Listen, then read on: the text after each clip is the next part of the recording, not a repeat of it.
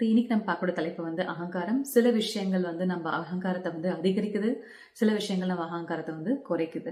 So அகங்காரம்னா என்ன அப்படின்னா, நான் அப்படின்ற அந்த ஒரு ஐடென்டிட்டி, அது நான் தான் இம்பார்ட்டன்ட்டு, நான் தான் மற்றவங்க எல்லாரை விட ரொம்ப முக்கியமானவங்க, என்னோட வாழ்க்கை தான் ரொம்ப முக்கியம், என்னுடைய விஷயங்கள் தான் ரொம்ப முக்கியம், மற்றவங்கள நான் ரொம்ப பெட்டரா இருக்கேன், நான் ரொம்ப ஸ்மார்ட்டா இருக்கேன் அப்படின்னு நினைக்கிறது தான் வந்துட்டு மற்றவங்க எல்லாம் கம்மி, நான் ரொம்ப நல்லா இருக்கிறேன், நான் ரொம்ப பெரியவங்க அப்படின்னு நினைக்கிறது தான் வந்து என்னது அகங்காரம் அப்படின்னு சொல்லுவோம். ஸோ இப்போ என்ன ஆகும்னா, இந்த மாதிரி ஆட்டிடியூட் நம்மளுக்கு இருந்தது அப்படின்னா, ஸோ அந்த அகங்காரம் வந்து அப்போ யாராவது நம்மளை வந்து தப்பா பேசினாங்க, இல்லை வந்துட்டு நம்மளை மதிக்கல, நம்மளை அவமதிச்சாங்க அப்படின்னா என்ன நடக்கும்? உடனே கோபம் வரும், உடனே கஷ்டமாகும். ஸோ அதனால தான் அகங்காரத்தை விடுங்கன்னு ஏன் சொல்றாங்கன்னா, என்னோட ஐடென்டிட்டி எனக்கு இம்பார்ட்டன்ட், ஆனால் என்னோட ஐடென்டிட்டி தான் இருக்கக்கூடாது, தவறான விஷயங்கள் தான் இருக்கக்கூடாது, மற்றவங்க சொல்றதை வச்சுதான் என் ஐடென்டிட்டி, அதுதான் அகங்காரம், false identity of your self. So மற்றவங்க என்ன சொல்றாங்க அப்படின்றத வச்சுதான் என்னுடைய ஐடென்டிட்டி இருக்கு அப்படின்னா அது அகங்காரம். ஸோ ஆனால் நான் எப்படி இருக்கேன், உண்மையா எப்படி இருக்கேன்றதை நினைச்சு அதை நான் வேல்யூ பண்றதுன்றது சுயமரியாதை அப்படின்னு சொல்லுவோம், செல்ஃப் ரெஸ்பெக்ட். ஸோ எப்பவுமே நம்ம வந்து சுயமரியாதையில இருக்கணுமே தவிர அகங்காரத்துல இருக்கக்கூடாது. ஏன்னா அகங்காரம் வந்து மற்றவர்களை பொறுத்து இருக்கு, மற்றவங்க எப்படி ட்ரீட் பண்றாங்க, மற்றவங்க என்னை பத்தி என்ன பேசுறாங்க, இல்ல அதை வச்சு நான் என்னை பத்தி என்ன நினைச்சுக்கிறேன் அப்படின்றது தான் அகங்காரம். ஸோ இப்போ சில விஷயம் வந்து நம்ம அகங்காரத்தை வந்து அதிகரிக்குது. எக்ஸாம்பிள், இப்போ ஒருத்தங்க வந்து புகழ்ந்துட்டே இருந்தாங்கன்னா நம்ம அகங்காரம் அதிகரிக்கும். ஸோ ஒருத்தங்க வந்துட்டு நம்ம சொல்ற பேச்செல்லாம் கேட்கறாங்க அப்படின்னு நல்லா ஃபாலோ பண்றாங்கன்னா அது ஒரு அகங்காரம் வரும். இல்ல மத்தவங்க வந்து மத்தவங்களை கம்பேர் பண்ணி சொல்றாங்க, நீங்க தான் ரொம்ப பெட்டர், நீங்க தான் ரொம்ப நல்லா சமைக்கிறீங்க, நீங்க தான் ரொம்ப நல்லா பாடுறீங்க, நீங்க ரொம்ப நல்லா வேலை செய்றீங்க அப்படின்னு நம்ம என்ன பண்றாங்க, கம்பேர் பண்ணிட்டு அவங்க காரை விட உங்க கார் ரொம்ப அழகா இருக்கு அப்படின்னு நம்ம கம்பேர் பண்ணி சொல்றாங்கன்னு வச்சுக்கோங்களேன். அப்ப என்ன ஆகும், அகங்காரம் வந்து அதிகமாகும். ஓ, நான் பெட்டர் போல இருக்கு, நான் ரொம்ப ஸ்பெஷல் போல இருக்கு, எல்லாரும் என்னதான் புகழ்றாங்க, எல்லாருக்கும் என்னதான் பிடிச்சிருக்கு, இதெல்லாம் என்ன அர்த்தம்? இதெல்லாம் அகங்காரம்னு அர்த்தம். ஏன்னா இது வந்து எனக்கு ஒரு ஃபால்ஸான ஒரு சந்தோஷத்தை கொடுக்குது நம்மளுக்கு. ஸோ அப்போ என்ன ஆகும், இன்னைக்கு அவங்க புகழ்றாங்க, நாளைக்கு அவங்கள வந்து உங்க கார் மற்ற காரை விட நல்லா இல்லை, அவங்க பக்கத்து வீட்டுக்காரங்க இன்னும் நல்லா ஒரு காரை வாங்கிட்டாங்கன்னு வச்சுக்கோங்களேன், ஹையர் பிராண்ட், ஹையர் மாடல், என்ன ஆகும் உங்களுக்கு வந்து, ஓ அப்போ என் கார் ரொம்ப கம்மியா, அப்போ எனக்கு வேல்யூ கிடையாதா, நான் இம்பார்ட்டன்ட் கிடையாதான்னு என்ன ஆகும், மைண்ட் வந்து இந்த ஸ்விங்கிங்ல போயிடும். நல்லா பேசினாங்கன்னா வந்து சந்தோஷமா இருக்கும், ஓ நான் பெட்டர் அப்படின்ட்டு, நல்லா பேசல அப்படின்னா உடனே ஓ நான் பெட்டர் இல்லையா அப்படின்னு போயிடும். ஸோ இது ரெண்டுமே சரியான விஷயம் கிடையாது. ஸோ மற்றவங்க நல்லா இருக்குன்னு சொன்னாலும் சரி, நல்லா இல்லைன்னு சொன்னாலும் சரி, என்னோட கார் எனக்கு கம்ஃபர்ட் கொடுக்குதா, நான் நல்லா ஓட்டிட்டு போக முடியுதா, என்னால என் குடும்பத்தை கூட்டு போக முடியுதா, அவ்வளவுதான். ஸோ இதுதான் வந்து சுயமரியாதை. ஆனா மத்தவங்க சொல்றதை வச்சுதான் என்னுடைய சந்தோஷம் இருக்கு அப்படின்னு நினைச்சா அதுதான் அகங்காரம். ஸோ இந்த அகங்காரம் தான் நம்ம என்ன பண்ணணும், இதை நம்ம வந்துட்டு மாத்தணும். ஏன்னா ஏன் மாத்தணும் அப்படின்னா, அப்பதான் நான் சந்தோஷமா இருக்க முடியும். இல்லைன்னா மத்தவங்கள பத்தியே நான் நம்பிட்டு இருந்தேன் அப்படின்னா அப்ப என் லைஃப் என்ன ஆயிடும், அப் அண்ட் டவுன் போயிட்டே இருக்கும். இன்னைக்கு சந்தோஷமா இருப்பேன், நாளைக்கு சந்தோஷமா இருக்க மாட்டேன். அப்ப என்ன பண்ணுவோம், மத்தவங்க நல்லா சொல்லணுக்காகவே நான் சில விஷயங்களை செய்வேன்.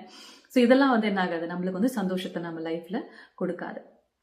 ஸோ இன்னொரு விஷயம் என்னன்னா, அந்த அகங்காரத்துல வந்துட்டு மற்றவங்க, இப்போ எக்ஸாம்பிள் பாருங்க, மற்றவங்க வேலையில வந்துட்டு, இப்போ வேலையில வந்து என்ன பண்ணலாம், சில பேர் வந்து உங்க வேலை நல்லா இருக்கு அப்படின்னு சொல்லலாம், அவங்க வந்து சொல்லலாம், ஓ நம்ம தான் நிறைய செய்யறோம், மற்றவங்க கம்மியா செய்யறாங்க, அப்ப எனக்கு தான் நிறைய வேல்யூ கொடுக்கணும் அப்படின்னு நம்ம நினைப்போம். ஆனா நம்ம இது நினைச்சோம்னு வச்சுக்கோங்களேன், இந்த பணிவா இருக்கிறதுக்கு ஒரு முக்கியமான ஒரு பிராக்டிஸ் என்ன அப்படின்னா, என்னோட கடமையை நான் செஞ்சுட்டேன், மற்றவங்களை கம்பேர் பண்ணி நான் வேலை பண்ணும், இல்லை என் பாஸ் பாக்குறாங்க அதனால நான் வேலை செய்யணும், இல்ல என்னுடைய கொலீக்ஸ் எனக்கு வந்துட்டு நிறைய வேலை கொடுத்துட்டாங்க, இல்ல அவங்ககிட்ட நான் கம்மி வேலை செய்யணும், இந்த மாதிரிலாம் ஒரு கால்குலேஷன் பண்ணி வேலை செய்யணும்னு வச்சுக்கோங்களேன், அது அகங்காரம். ஏன்னா அப்ப whom I am working for, நான் யாருக்காக வேலை செய்யறேன், பாஸ் பிரைஸ் பண்ணதுக்காக வேலை செய்யறேன்னா, இல்ல என் கொலீக்ஸ்க்காக வேலை செய்யறேன்னா, இல்ல எனக்கு நான் நல்ல வேலை செய்யறேன்னு காமிச்சிக்காக வேலை செய்யறேன்னா, இல்ல சம்பாதிக்கிறதுக்காக வேலை செய்யறேன்னா, எதுக்காக வேலை செய்யறேன்?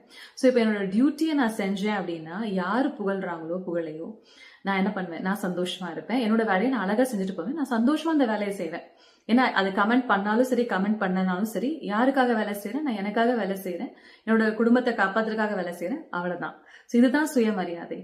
ஆனா மற்றவங்களை பத்தி எல்லாரும் என்னோட வேலையை புகழணும், எல்லாரும் வந்து ஓ அவங்க நிறைய வேலை செய்யறாங்க, அவங்க வேலை செய்யாம டைம் வேஸ்ட் பண்றாங்க, ஆனா அவங்களுக்கு ப்ரமோஷன் கிடைக்குது, நான் நிறைய வேலை செய்யறேன், எனக்கு ப்ரமோஷன் கிடைக்க மாட்டேங்குது, இப்பெல்லாம் நம்ம கம்பேர் பண்ணிட்டு இருந்தோம்னு வச்சுக்கோங்களேன், நான் துக்கப்பட்டுட்டே தான் இருக்கணும், கஷ்டப்பட்டுட்டே தான் இருக்கணும். ஏன்னா என்னுடைய சந்தோஷம் வந்து நான் எப்படி வேலை செய்யணும் அது பொறுத்துதான் இருக்கும்.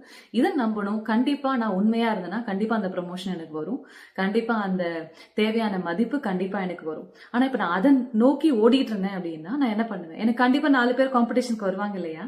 சோ இன்னொன்னு நான் என்ன புரிஞ்சுக்கணும் அப்படின்னா, எல்லாருமே இப்போ என்னை விட நிறைய பேர் ஸ்மார்ட்டா இருக்காங்கன்றத நான் புரிஞ்சுக்கணும். இல்ல என்ன மாதிரியே ஸ்மார்ட்டா இருக்கிறாங்க, இல்ல என்ன மாதிரியே ரொம்ப பேரு டேலண்டடா இருக்கு, அவங்களுக்கும் ஸ்பெஷாலிட்டி இருக்கு, எல்லாருமே வந்துட்டு தனித்துவம் இருக்கு அப்படின்றது நான் புரிஞ்சுக்கிட்டேன் அப்படின்னா ஈகோ வராது, அகங்காரம் வராது. இப்ப நாளைக்கு என்னோட பெட்டரா ஒருத்தங்க இருக்கிறாங்க, இப்ப நீங்க நல்லா சமைக்கிறீங்கன்னு வச்சுக்கோங்க, உங்களோட இன்னொருத்தங்க நல்லா சமைக்கிறாங்கன்னா உடனே உங்களுக்கு என்ன வரும், போட்டி பொறாம வந்துரும். ஓ, அவங்க என்னோட நல்லா சமைக்கிறாங்களா, அவங்கள நான் என்ன பண்ணணும், அவங்கள நான் கீழே தள்ளணும் அப்படின்ற மாதிரி ஒரு ஐடியா வரும். இல்ல காம்படிஷன்ல போயிட்டு ப்ரூவ் பண்ணணும்னு தோணும், இல்ல அவங்களும் நல்லா சமைச்சு காமிக்கிறேன் அப்படின்னு.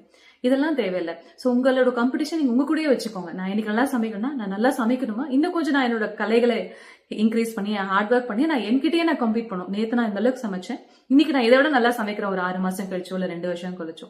சோ இந்த மாதிரி இருந்தா இது ஹெல்த்தி காம்படிஷன். இதை வந்து நம்மளுக்குள்ளேயே நம்ம ரேஸ் வச்சுக்கிறோம்.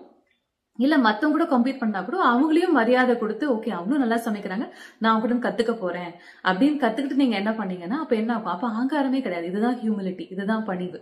ஆனா நம்ம என்ன பண்றோம், போட்டி பொறாமையில போயிட்டீங்க அப்படின்னா அப்ப என்ன ஆகும், வெறுப்பு வரும், கோபம் வரும், அன்பு வரும், எல்லாமே வரும். ஏன்னா ஒருத்தங்க நம்மளுக்கு ஏத்த மாதிரி இருந்தாங்கன்னா அவங்களுக்கு பிடிச்சிருக்கும், அவங்க நம்மளுக்கு ஏத்த மாதிரி இருந்தா அவங்களுக்கு நம்மளுக்கு பிடிக்காது, அவங்களை நம்ம வந்து விரோதியா பார்ப்போம்.